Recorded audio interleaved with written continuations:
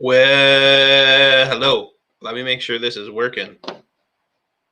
What's up, people? Can you hear me? Testing, testing. 1, 2, 1, 2. Uh, all right. So we're here. Put that there. Boom. Look at that. Got a little logo there, up on the top, your top left, and then I just put the website there. So I just got some notes here. So I wanted to talk today about setting goals and really getting an understanding of why it's so important to set goals.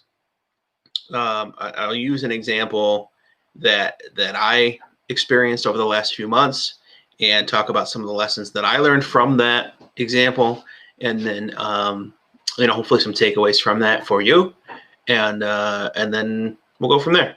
So I wanted to talk about how I believe setting goals could make a huge difference for you. The method that I followed, that I had learned from just kind of my own research, even just my own Google research, as to what makes a good goal, what allows you to set an effective goal, right? So one example that I'll use, actually a few months back, I set a goal to lose some weight. I had put some weight on during the pandemic and was drinking a few too many beers, and so I decided to get in better shape. I won't say I'm in shape, but get into better shape, and start working out and start eating healthy. And I started doing some intermittent fasting. And so, I realized that through my research, I needed to find some type of accountability, right? Because I know just picking myself up off the couch wasn't going to do it. I didn't have enough motivation personally just to do it myself, or to resist eating unhealthy food or whatever it might be. So I ended up coming there's a CrossFit gym in town, and they also have a fitness component to it, or a coaching component within it. So I signed up for that, and it was a 90-day program. And once a month, I went in there, took measurements, weighed in, and kind of was held accountable to all the things that I told this coach that I wanted to do. And she said, okay, you just told me that you want to do this and this and this and this, and here's the ways that we think we can get there. So 30 days from now, we're going to check back in and say, okay, did you follow through, and what are the results? And so it was kind of publicized, if you will, at least between her and I, that she was expecting me to do something and I was expected to follow through, rather than just my own personal commitment to myself or my own goals written down in my planner, or written on my my mirror in the bathroom, because I've done all that, and that isn't as effective for me. So that personal accountability was huge there. So I had a workout commitment of 3 times a week. I had an eating commitment of my plate was filled half with vegetables, and I had an intermittent fasting commitment. Whereas at least every day I was doing a 16-hour fast, which basically was at least I was skipping breakfast. Okay. And then a couple days a week, I would do a longer fast, even do like a 24-hour fast, or at least do what's called 1 meal a day. Anyways, so I did face some setbacks, even in the last month or so. Well, about 3 weeks before the end of that 90 days, I ended up messing up my knee, so I couldn't work out any longer. I was still committed to the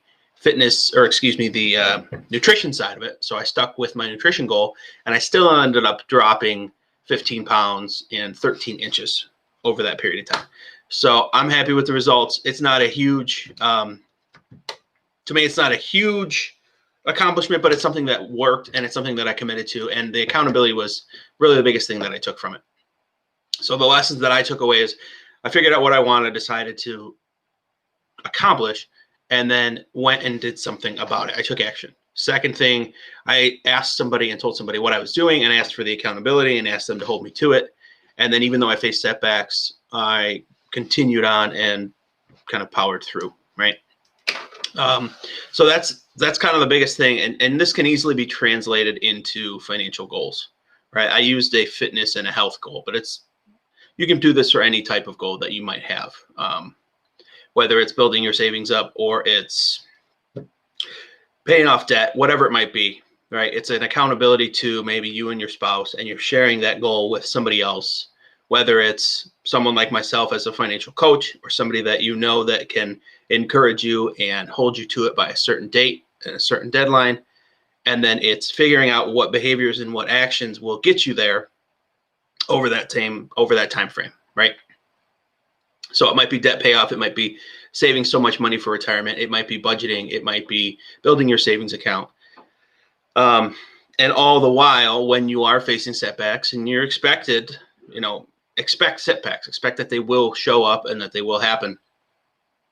Remember that why, remember that reason that you're doing all this. For me, it was to feel better, to have more energy, to sleep better. I was snoring quite a bit, and I don't as much now. I still do, but I imagine as I get back into, I'm going to do another kind of segment, another 90-day segment to kind of home back in here, especially with the holidays coming up.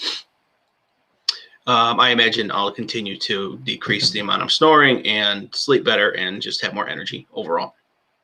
So I think that can translate to really, like I said, any goal that you could think of. We've used that goal. My wife and I have used that goal for our own debt payoff and our own savings goals. Our debt payoff is a longer runway because we had so much to pay off. So it's a different approach. It's more of a marathon as opposed to a 3 month kind of sprint. But you could apply that really regardless of regardless of the time frame. So what I would ask, if you'd like, discussion about goal setting, discussion about how that could help you, what value I can bring to that in terms of holding you accountable. That's part of my role as a financial coach. Debttoabundance.com. There's the URL on the bottom left. You're welcome to take my 5 stages of money quiz to see where you stand, to see if you are a stage 5 achiever. And if not, I have resources. I have guides and different things within there that are free resources for you that I'm sharing to help you get from whatever stage you're at up to that stage 5 achiever. So again, as a recap, decide on what you want, be crystal clear on your goal, understand the steps that are needed to get there and the time needed in order to reach that goal. Find someone to hold you accountable. Ask for that accountability. Have regular check-ins with that person. Expect there to be setbacks, expect there to be failures, but just push forward anyway. Okay. So my new goal, I'll use this platform as a sense of accountability. My goal and my focus, I've been working on my course for a long time, my Achiever course, and I'm not positive that's even what I'm going to call it yet, but I'm going to use this as a chance to tell everybody here listening that I will be launching that on January the 10th. I was going to do it a little bit earlier, but I didn't want to mix it up too much with the holidays. So just after the new year, everybody's got their, New Year's resolutions top of mind. So I'll be launching that and helping people saving money, cleaning up their debt, budgeting, saving for the long term, and really winning with money. So I'm excited to announce that. Stay tuned for more on that as we get close to that time. January 10th is the tentative date, would be a Sunday, January 10th, when my course will open. But for the time being, some details will certainly follow with that. And I will be seeing you. So this live platform here, I am expecting and holding myself accountable to do 2 to 3, at least 2 videos a week here. Probably 3, but I'm starting off with 2 and we'll probably expand from there. And so I appreciate you tuning in, and I'll be back here in a few days. Have a good one.